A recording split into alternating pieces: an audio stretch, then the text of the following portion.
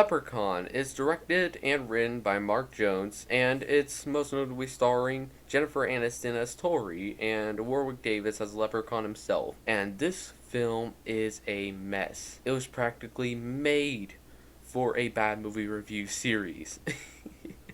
And as you probably already know, this film is basically revolving around a leprechaun who wants to keep his gold, but people can't resist the urge to constantly try and steal it and pawn it, thus making the conflict for a movie that people actually thought would be a good idea to make in a serious tone. And out of all the issues with this film, my biggest issue is that this film does not have any established logic of any kind.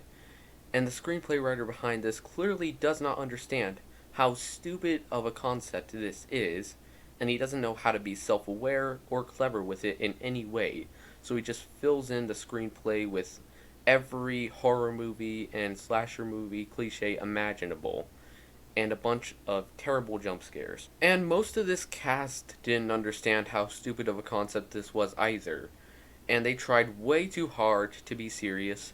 They were very overdramatic in so many of these sequences, and the only actor where you actually felt like he was understanding how stupid of a concept it was and actually knew how to be self-aware about it was Warwick Davis. He owned his performance as a leprechaun here, and many times he was hilarious, and I think he was actually intentionally hilarious at times. And he actually had fun with his performance, and I really appreciated that part of the film. But really, other than that, these actors made terrible decisions as far as how they approached this film. It is also the fault of some pretty bad direction, but at the same time, there was still some miscasting going on here too. And my god, this film has some of the cheapest looking death scenes that I have ever laid my eyes upon. It is awful. This old lep, he played one, he played pogo on his lump. Teach you to steal me gold. And that is not even the worst example. There's literally a death scene in the opening of this film where this guy is just trying to stop him by shooting him down, and the leprechaun just uses his air power and he just falls over and dies. It doesn't show any gore, it doesn't show any signs of him choking, nothing. He just falls over and dies. The cheapest way you could ever possibly do a death scene, and terribly acted too. This film is also full of plot holes just from the first act alone. How is he able to just change his voice to anything or anyone he wants to, even if he hasn't come into contact with them and he doesn't know them? There's no explanation for it whatsoever, and it's only done when it's convenient. There is also a moment of the first act where this woman is in a basement where the leprechaun is being hidden in a box, screaming at the sight of a spider, but the leprechaun doesn't wake up to it. He doesn't. But then this actual man baby is walking down the stairs, and he's saying, "Hello, is anybody there?" or something like that. And he wakes up all of a sudden just blasting out of there, like, all intimidating and everything. It was way too convenient. There was no logic to it whatsoever. This film literally has no established logic of any kind.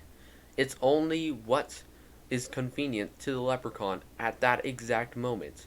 If he needs to be able to do it, he can do it. If there needs to be a certain thing that happens, or a certain twist, it will happen. And you can see it coming a mile away. If he needs to shapeshift and change his voice, he can shapeshift and change his voice, no matter how reasonable it is, no matter how much sense it makes. If he needs to teleport like Jason Voorhees, he can teleport like Jason Voorhees. And literally any vehicle he needs to get around, he'll have right there at that exact moment. Do you see where I'm going with this? There's no established logic of any kind, so nothing matters. There's no weight to it whatsoever.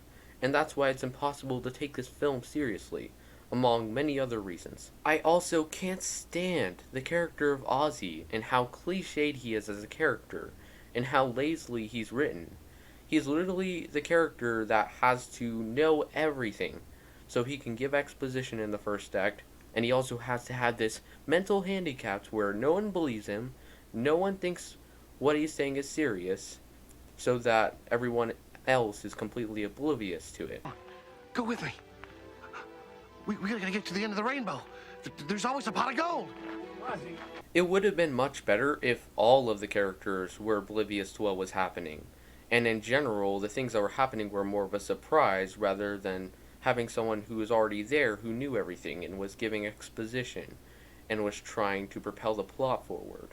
It's just not clever screenplay writing. I will go into some spoilers from this point on, but I cannot stand how cliched the ending was and how Ozzy just told Tori, "Oh, if you believe this clover, it will come to life," or something like that. And basically, Tori says it. She says she believes, but she doesn't say it with an enthusiastic voice. She says it in a very angry, annoyed tone, as though she's just trying to get him off her back, rather than actually being enthusiastic about it and believing it. But the clover still comes to life anyway, with some green animation or whatever. All right, here, look, I believe.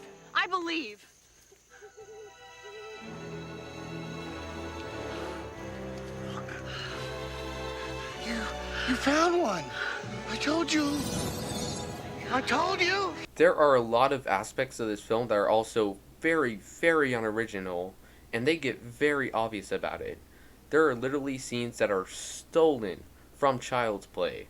For one example, there is so many POV tracking shots where the leprechaun is sprinting at someone and it's being shown through his perspective, but it's done in the exact same way those tracking shots in Child's Play were. And there's also the ending scene, a twist, where he's coming back to life, burned alive, and he looks exactly the same as Chucky does as he's burning alive and coming back. It was literally the exact same scene.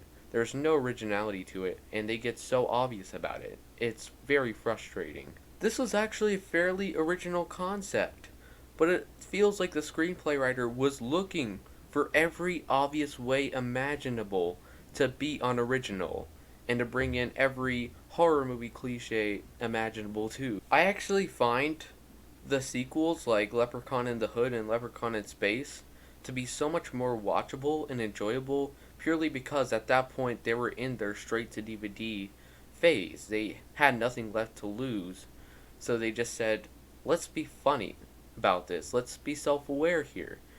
And they knew how to be really funny with such stupid concepts, unlike this first film. What? Yeah, come on. Overall, this could have been such a better movie if they actually owned their concept and knew what they wanted to be here.